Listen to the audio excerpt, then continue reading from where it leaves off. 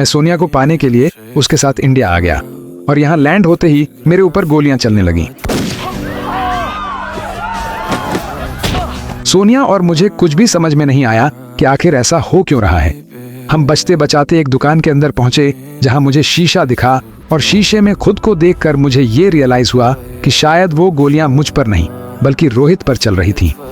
क्या मतलब है तुम्हारा? वो मुझे मारने की कोशिश नहीं कर रहे, रोहित को मारने की कोशिश कर रहे हैं। क्या? मैंने सोनिया से पूछा कि क्या रोहित 2 नंबर के कामों में इन्वॉल्व था या फिर उसकी किसी से कोई दुश्मनी हो। उसने कहा रोहित तो बहुत ही ज्यादा सिंपल सा आदमी था, वो तो म्यूजिक बनाया करता था और जिस दिन उसका फर्स्ट स्टेज शो होने वाला था उस दिन आते हुए उसकी एक्सीडेंट में मौत हो गई थी।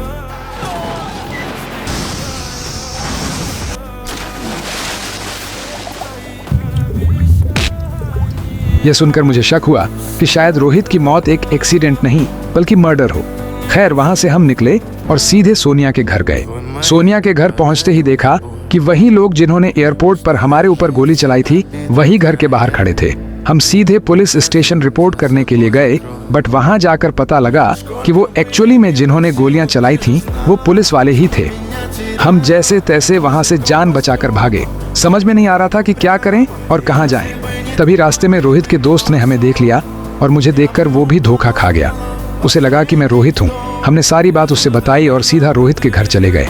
वहां जाकर देखा कि पुलिस वाले पहले से वहां पर पहरा दे रहे थे, मतलब यहाँ भी नहीं जा सकते। और अब हमारे पास एक आखिरी ऑप्शन बचा था जो था रोहित की बोट, जहाँ पर हम सेफली बिना किसी की नजरों में आए रह सकते थे और समझ सकते हैं कि आखिरकार ये सब ड्रामेबाजी क्या चल रही है। पहले तो मैं ही कंफ्यूज था, लेकिन अब सोनिया भी कंफ्यूज थी कि आखिर ये सब हो क्या रहा है।